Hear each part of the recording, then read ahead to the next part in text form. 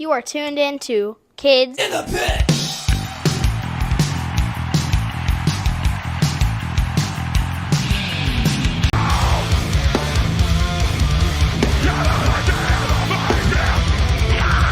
I mean, Anthrax. Hatebreed's a big band. I would say right up until very recently, the biggest hardcore band ever. Yeah. I would say while some people don't consider Knocked Loose a hardcore band in the traditional sense, they are certainly the biggest hardcore band that's ever existed. Yeah. Hatebreed is before them, they were the biggest, Mhm. So Yeah, like Knocked Loose is so huge. They just huge. yeah. Yeah, I mean they just go ahead. Yeah. sorry. They just toured with Slipknot They're and out, they're out with, well, they're about to start the second leg of that tour. yeah. So they just did the first leg and then they're about to do the second leg. Yeah, they're huge. And also, for the record, Knocked Loose is also really, really nice people. A bunch of years ago, we did a video for that song Heads Will Hang. And their drummer let us borrow a drum kit because we were in Louisville and that's where they're from. Yeah. So they worked with Will and they're just, again, really nice guys. They deserve everything they've got. They're a fantastic band. Yeah. So for some reason I don't know, something about Knocked Loose I'm just not a huge fan of, but Sure. the one song I really do like is Billy No Mates. Yeah. I mean, listen, that's the thing with music, right? And that's like even my band, we can talk about that. Like there are people that love what we do and there are people that don't like what we do. There are people that hate what we do.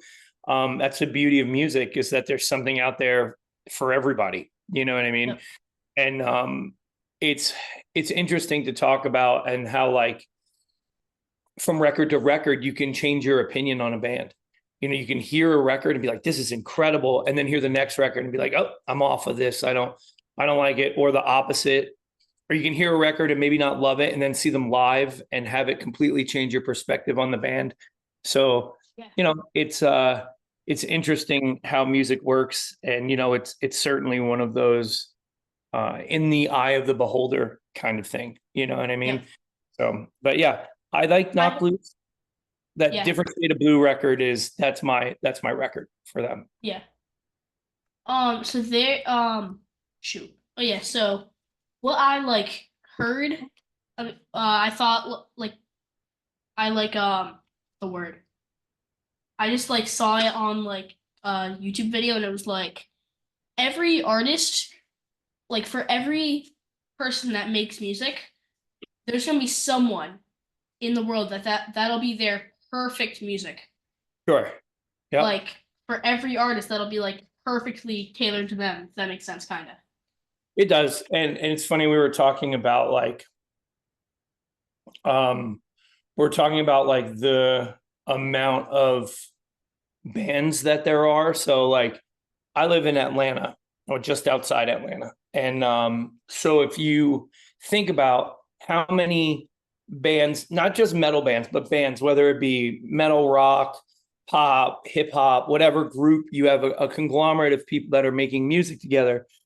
And you think about how many of those people and bands and groups there actually are in real time, right? So let's say there's 500 bands at any given time starting in any city in the country, right? And then you have to break it down by how many states there are, how many cities there are in each state, and then the law of averages comes into play.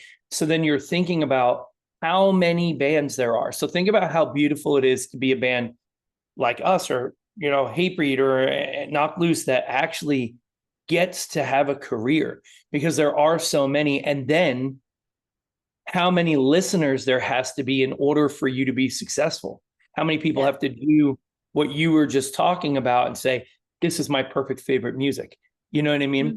So it's like a really interesting balance between the amount of bands, the amount of fans, the amount of people.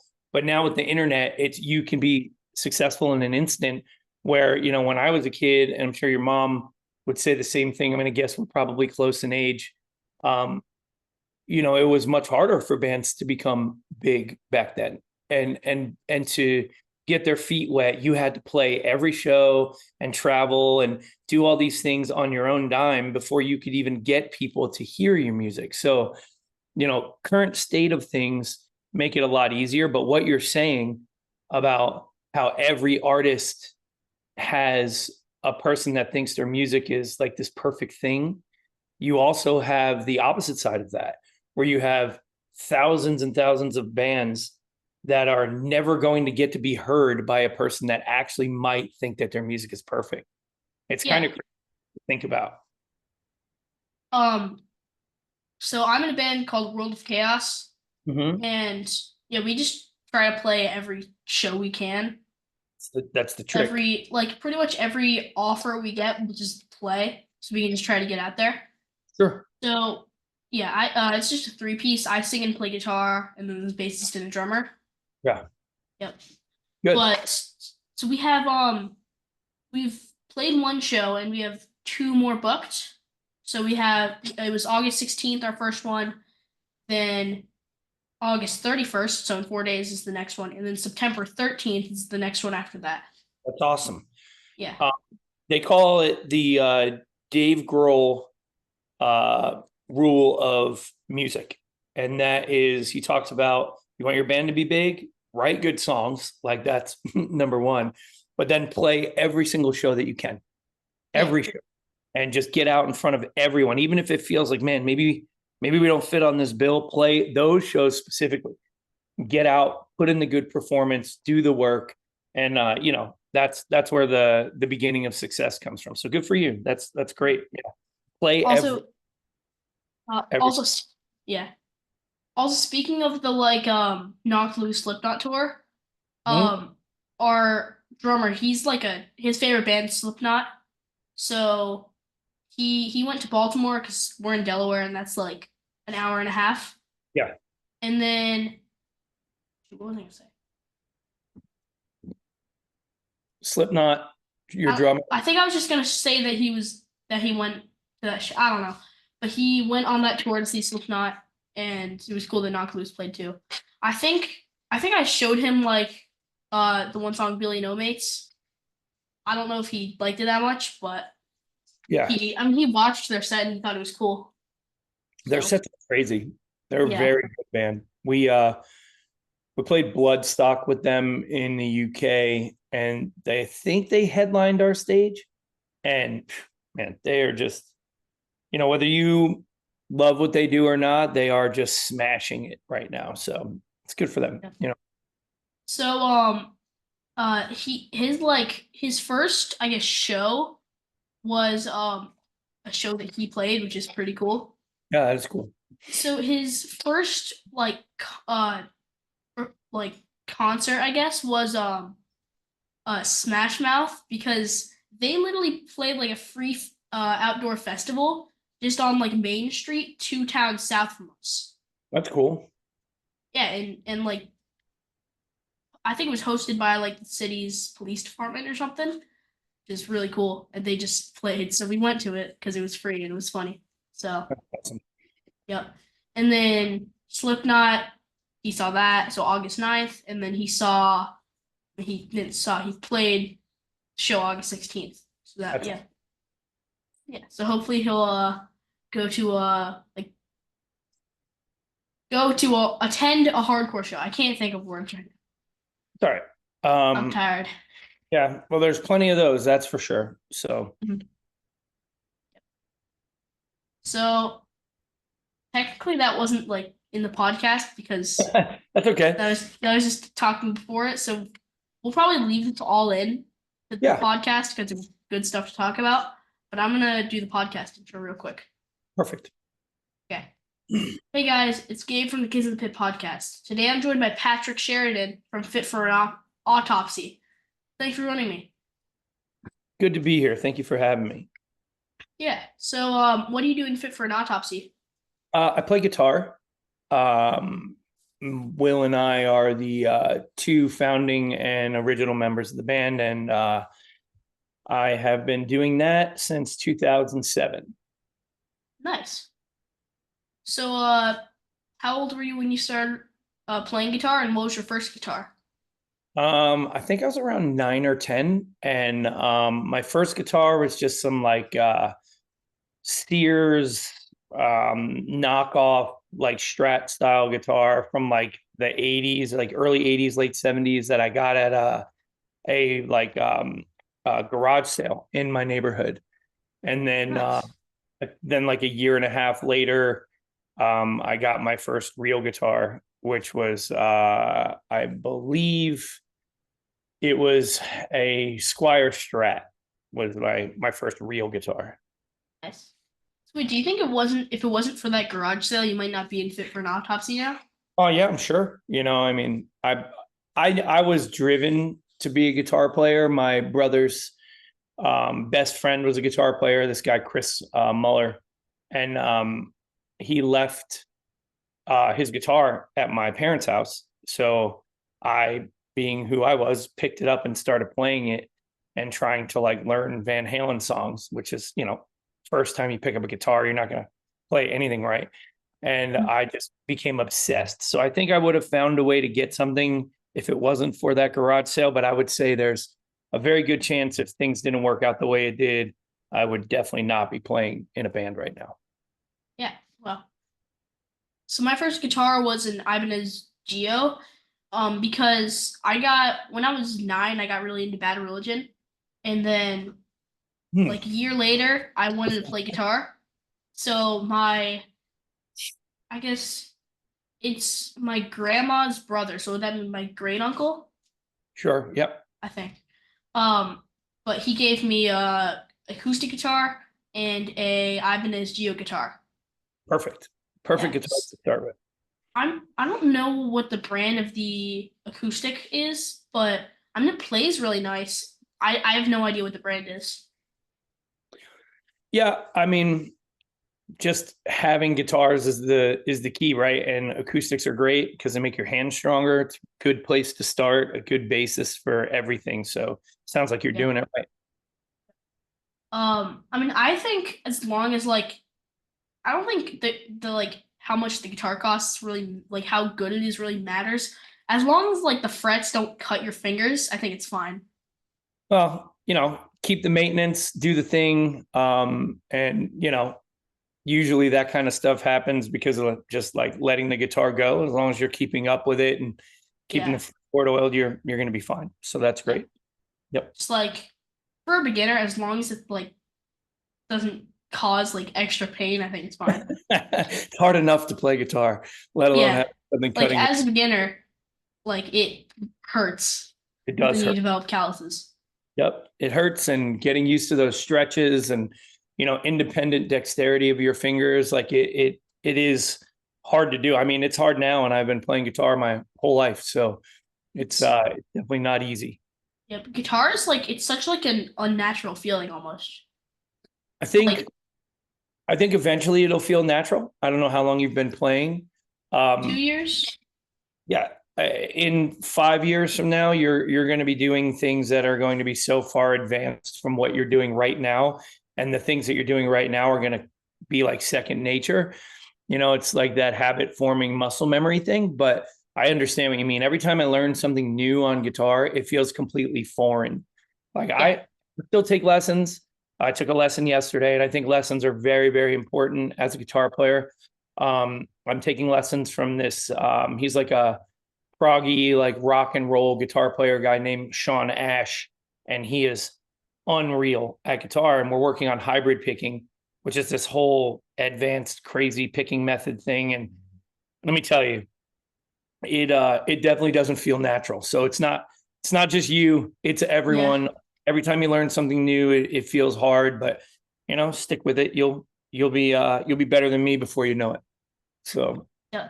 I mean, I feel like stuff that I already know, like yeah, stuff that I already know feels natural, but like if you're like learning a new technique, it feels like kind of unnatural. 100%. For the rest of your life, prepare for that. That's Yeah. that's gonna happen forever. Yeah. So where did you grow up and do you still live there? Hmm. No. I grew up in New Jersey, Yeah. just outside the city of New Brunswick. Yep. And you said you lived outside of Atlanta, right? I live outside of Atlanta now. Yeah, we moved down here maybe 12-ish years ago, somewhere in there. Yep. So is Fit for an Autopsy from New Jersey? Jersey. Yep. So I mean, do we you kind of guys all live everywhere, but uh, like Hossein lives in Puerto Rico, our drummer. I'm in Atlanta, just outside Atlanta. Joe lives in North Carolina. Tim lives in Long Island. Blue lives in I think he's in New Hampshire.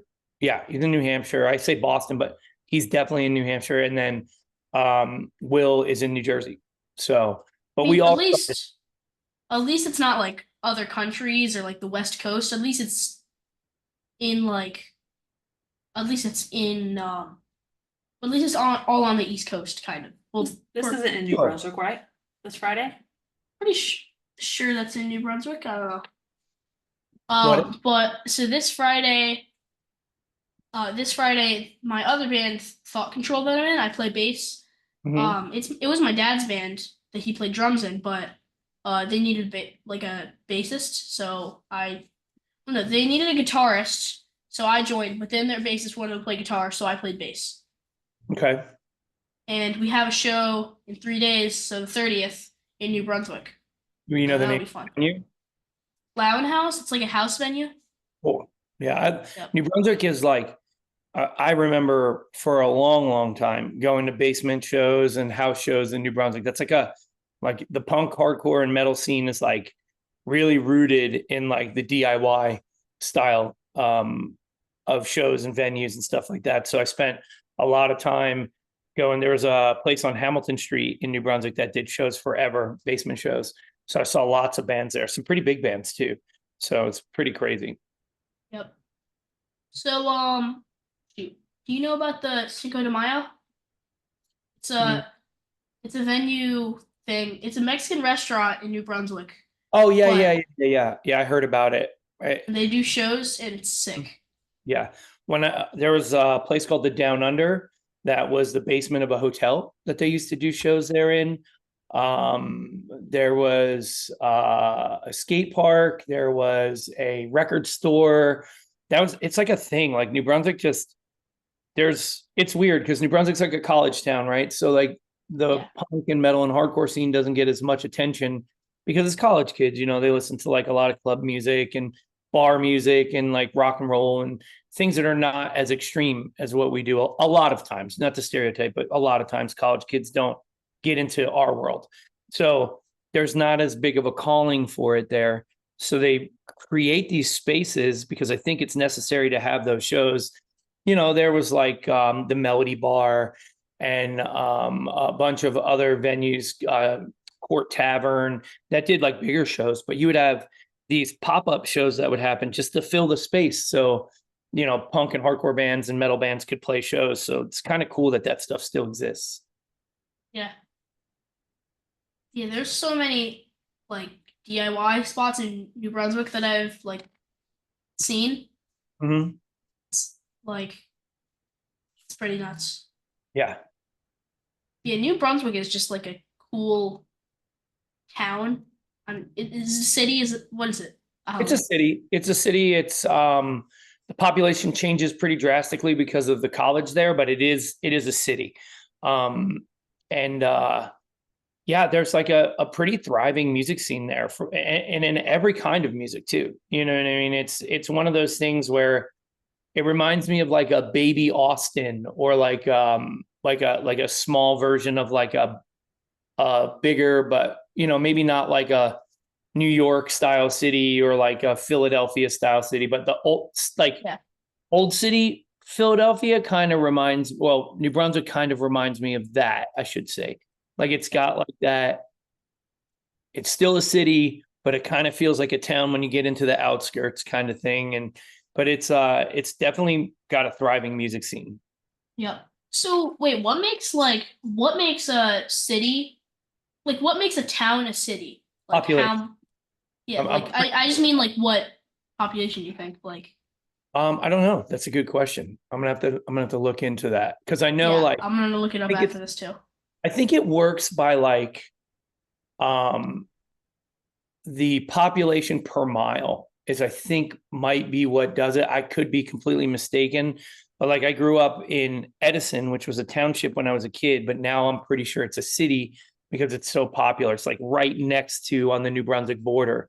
So I kind of grew up, you know, when people ask me where I grew up, I say New Brunswick because literally you go across the bridge and you were in New Brunswick, and Edison is maybe not a, you know, you have to explain where it is, you know what I mean? So technically I grew up 3 streets over from New Brunswick, but but as soon as I was old enough, I moved into that part of the city.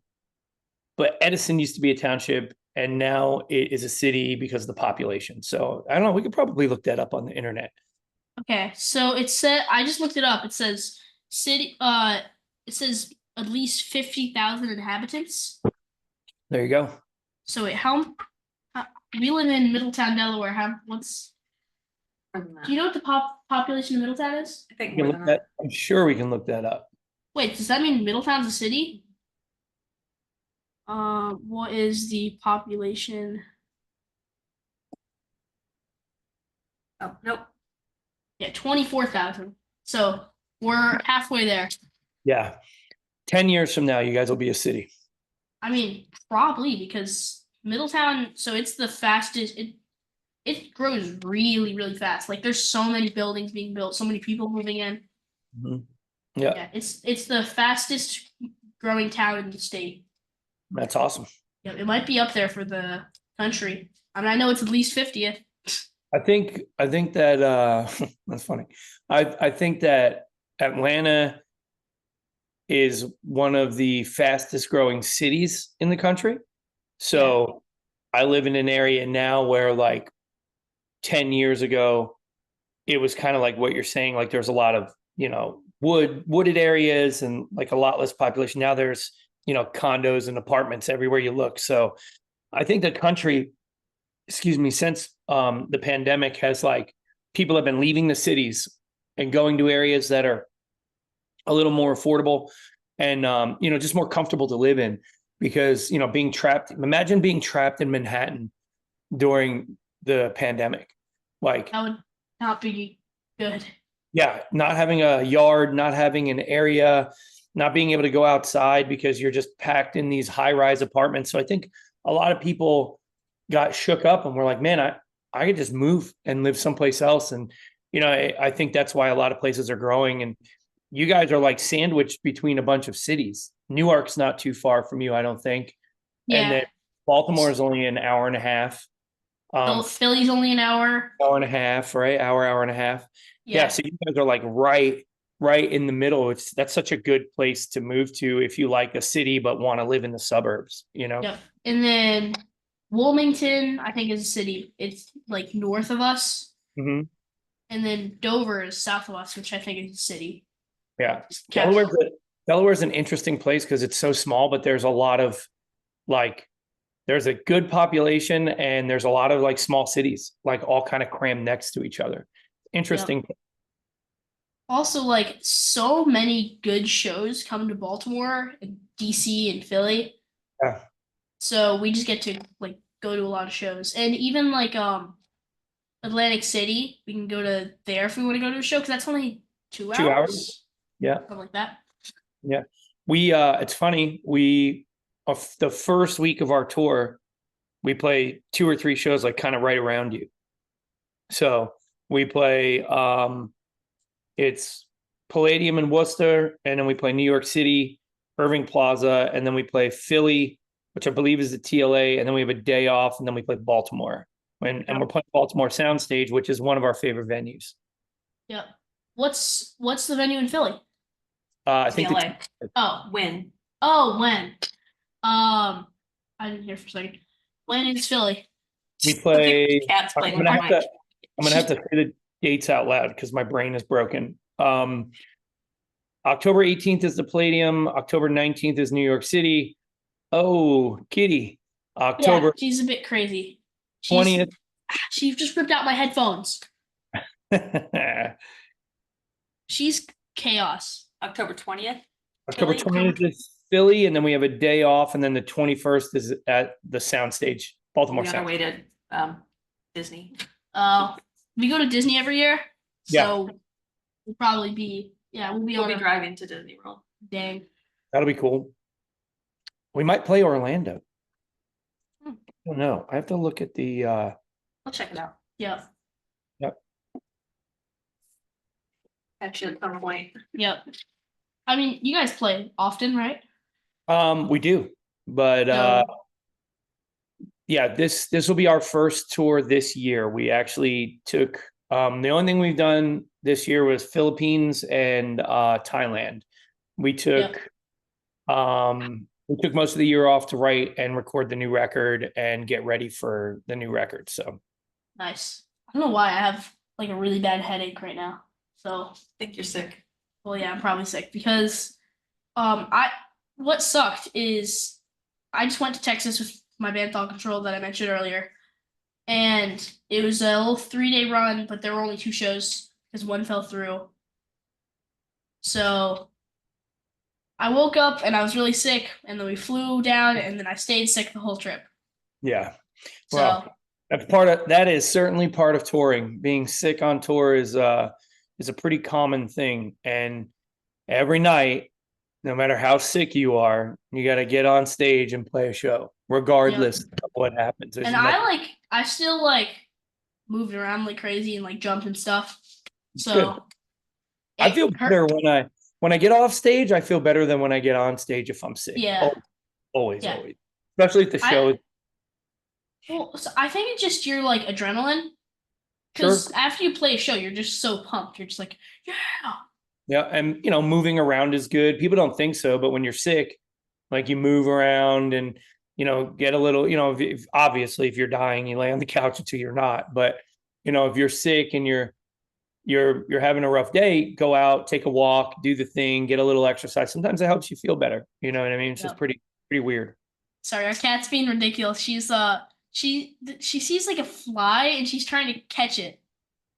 Yeah, I have 3 dogs that are constantly chasing insects around the house and the backyard. Oh, Kitty is right there. She missed it. Alright, so what other bands have you played in? I was in a band called Nothing Left to Mourn, which is a hardcore band from New Jersey, and I was in a band called Shattered Realm for a little while. That's another hardcore band from New Jersey. You've seen them. Yeah. Who am Yep. I I think Joe Hardcore's in it. Oh, hardcore sings for them. Yeah, Oh, he was a good dude. no. So yeah, I did that for a little while. That was kind of on and off, more filling in than being a band member in that band. And then Nothing Left to Mourn was from 2000 to 2006. And then Fit for an Autopsy started in 2007. And I was in a bunch of bands when I was a kid, and punk and hardcore bands and stuff like that. I really didn't do the metal thing until Fit for an Autopsy started. Are you still in Shattered Realm? No, nope. Okay. I haven't played in that band since the early 2000s. So where's your favorite place in the world you've ever played a show? It depends. In the world, that's tough. Yeah. It's hard to say. Maybe just because the place is beautiful and the people love. I mean, as an American, sometimes you get treated like an American, and in certain cities, they don't always love Americans in all the places that you go. And anybody that's ever been anywhere outside of a vacation spot can kind of attest to that. But Australia absolutely treats American bands probably the best we've ever been treated. So Australia is really cool. Asia also really, really great. We did Thailand. They were incredible. We did the Philippines. They were also incredible. Indonesia was incredible. I guess, Japan was great. So Asia might be the winner actually for, as far as treatment. And then as far as shows, just my favorite place to play in America, Baltimore Soundstage is great. The Palladium in Worcester is great. I like Ace of Spades in Sacramento. There's a bunch of places. Bloodstock was great. I mentioned that earlier. That was awesome. I love playing festivals because they're huge. I don't know. It's a trick question because there's a lot of things that are cool. You know what I mean? Yeah. I saw Guar at Soundstage. It was like March. Messy. It's a messy show. Yeah, it was crazy. Yeah, they're great. They've been around forever. I saw them in like the early 90s with it was a really weird one. It was a venue in Trenton called City Gardens. And I saw them with Biohazard and Sick of It All. That's sick. Yeah. It was like 93, 94, right? Maybe the year I graduated high school. It's a long time ago. Yep.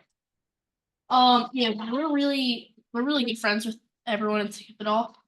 Also, my best friend is Pete's daughter. Oh, cool. Yeah, so we just like we went to a Sick of It All show and she was there, and then we like played games and we became friends ever since. That's awesome. We are friends. We've been friends ever since. I cannot talk right now. Yep. So we went to their house last weekend because we went on a trip to Costa Rica. There's a layover in Orlando, but we couldn't go to Costa Rica because we weren't able to land over Costa Rica. So we had to touch down in Nicaragua to get fuel, and then we had to fly back to Orlando, and we never got to Costa Rica. Oh, that's terrible. But we just went to their house because they're not too far from Orlando. Awesome. Yeah. So, do you have a crazy or funny tour story you want to share? Crazy or funny tour story. Well, this is a interesting one. So this thing happens in Europe where when you're a small band, and again, I think we're still a small band, right? Because we have to do small band things. So you share a bus with multiple bands. So they have these big like double-decker sleeper buses in Europe that can sleep up to 24 people. So we had a bus filled with band members and crew members, and we had an extra driver in the bus because we had a long drive, and we were coming up a mountain in Italy, and the bus was just a piece of junk. Like it was just falling apart the whole tour. So we're coming up this mountain and the bus breaks down in the middle of the mountain. And we're pulled over on the side of the road on this like 4-lane highway that barely had a shoulder, with like semi trucks and cars just ripping past. So the driver's panicking, like we can't figure out what's wrong with the bus.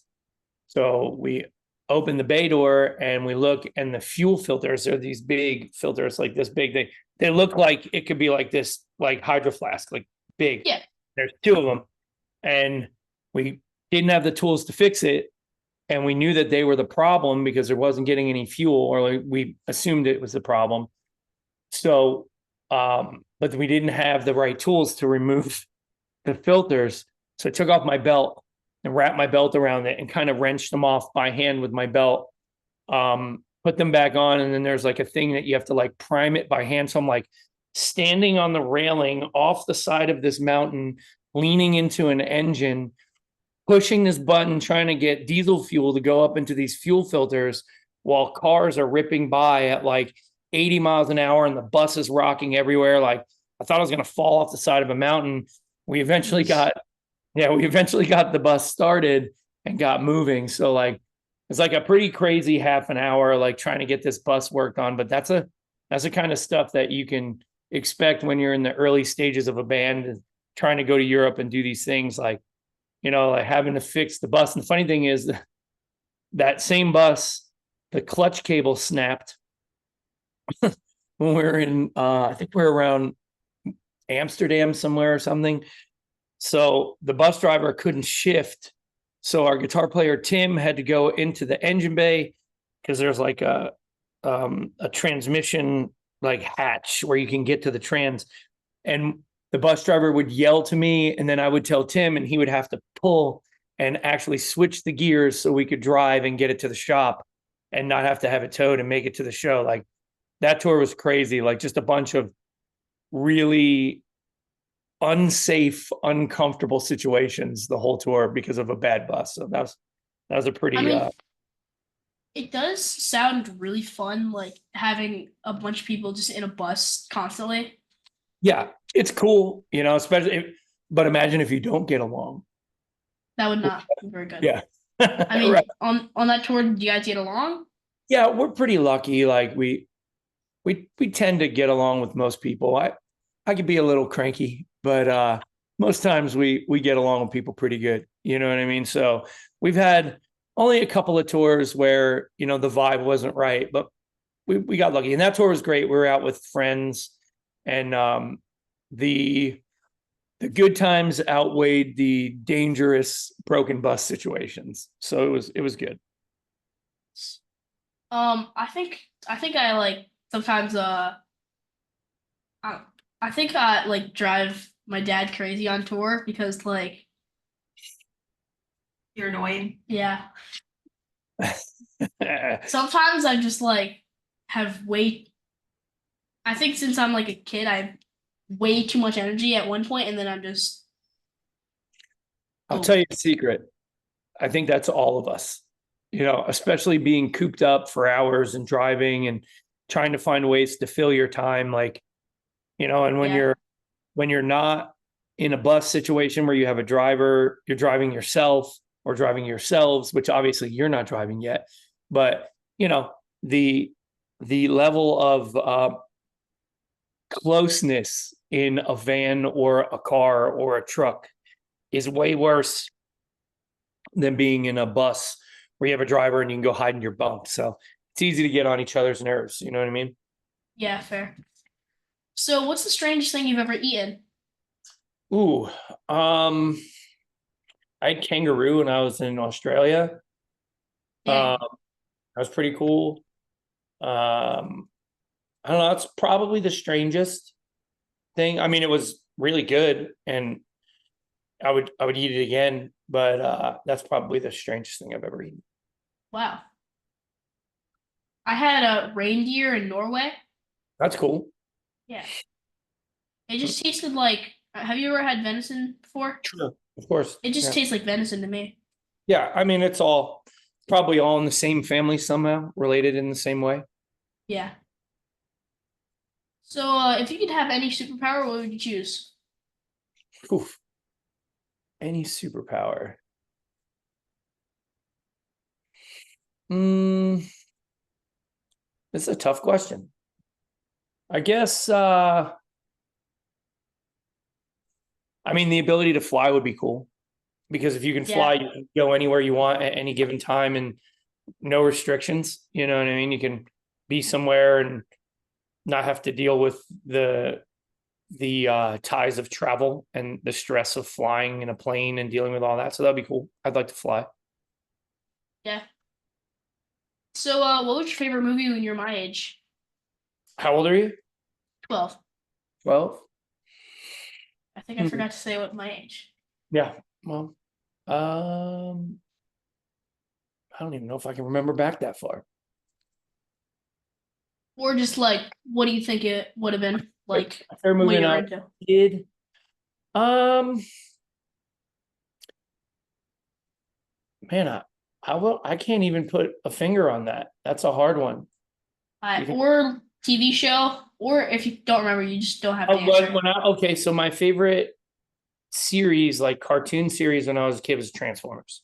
Nice. Huge fan of the Transformers series stuff. Also, Thundercats. Fantastic. I don't think I was really, I love movies, but I don't think I really got into movies until I got older.